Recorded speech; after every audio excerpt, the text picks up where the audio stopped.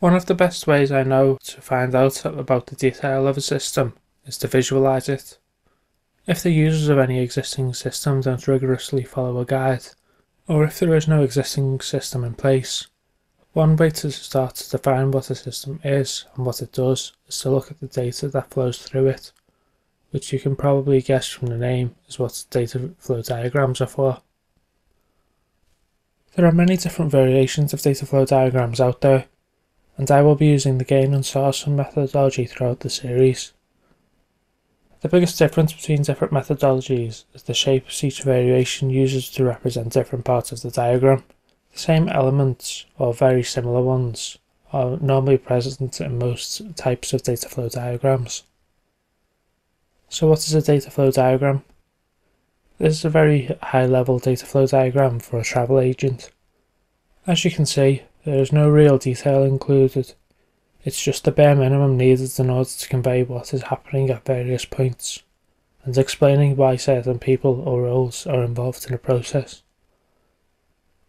I like this specific variation because it only rarely uses 4 different symbols, so it's very easy to learn, which makes using it as a basis for conversation with clients very convenient. There is one other symbol which we will use later on, but we will discuss that later on when we need it. The 4 main symbols are process box, external entities, data stores, and data flows. Process boxes are how we represent individual processes. We number each process because in some of the more complex diagrams, the same process is used multiple times, and it can be easier to duplicate the symbol rather than pointing back to the one instance all of the time. The process box also lists the owner.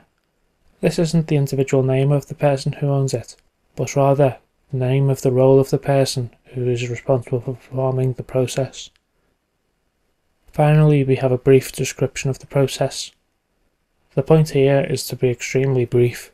The typical length of this description is about 4 words, and the description should start with a verb, so something like process application would be an example of a good description here, and you know from the owner who or what is responsible for processing that application. One final rule of processes is that they must have at least one incoming and at least one outgoing data flow. External entities are anything outside of the system which interacts with the system. They can send data into and receive data out of the system, but the key point is that they are not the system itself. Because there are many systems inside any company, you will need to be aware that even people in the company can be considered external entities. If you are looking at a pay system, the people inside the company not involved with the pay system will be considered external entities, because they're not part of the process of dealing with the company's payroll. So let's have another look at the data flow diagram for travel agents we just looked at. First, we can see that the customer is external to the system itself. They may use the system, but they are not the system themselves. They give their booking details to the travel agent, who processes them. This might be something as simple as checking that all of the booking details are present and correct, or it may be something much more complicated. At this point we don't know. They then record the details on the booking system. When you are drawing data flow diagrams, if you save data in a data store, you must also eventually read those details from the data store again, otherwise there is no point in storing the data. So the next flow is from the data store back to the travel agent, and they will receive confirmation of the booking from the system.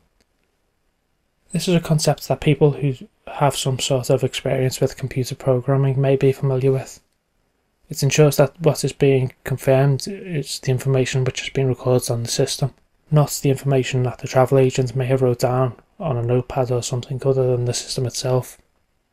So once the system confirms that the booking has been made, they will confirm the fact that the booking has been made back to the customer.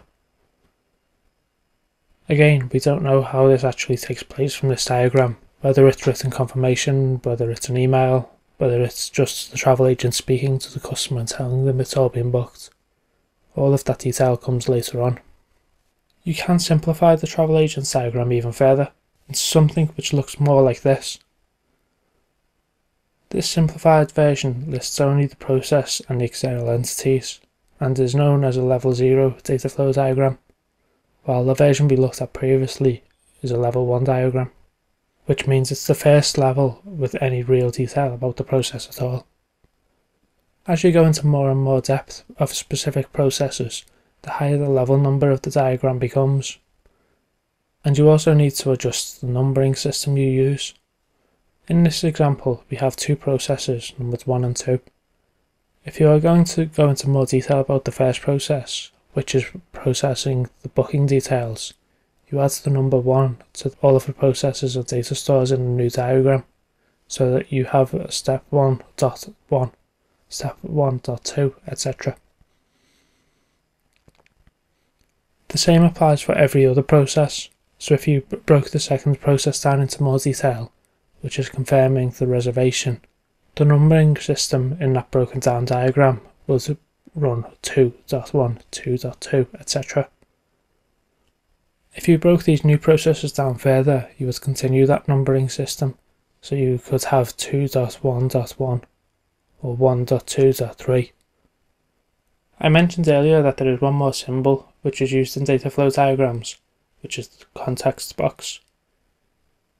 The idea of the context box is to help visually separate the different levels and different instances of different levels, and the context box is normally just a trapezoid like this one.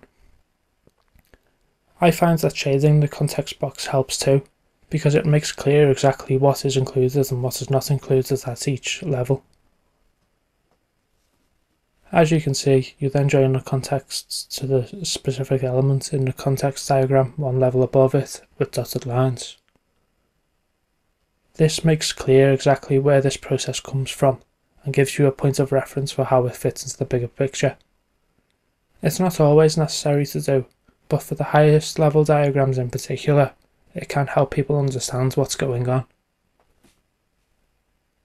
Because diagrams have a habit of getting very complicated very quickly, there is one other feature of data flow diagrams that I haven't mentioned yet, and that is the ability to duplicate elements in the diagram, so you don't need to have messy lines flowing all over your diagram.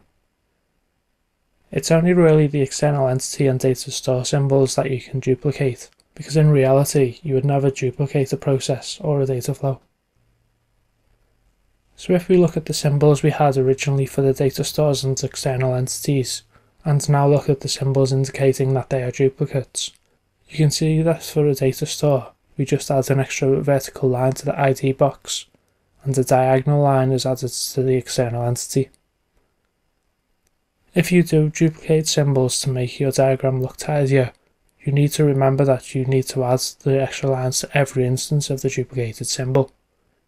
If you have two customer external entities, for example, both need to have the additional duplicate line.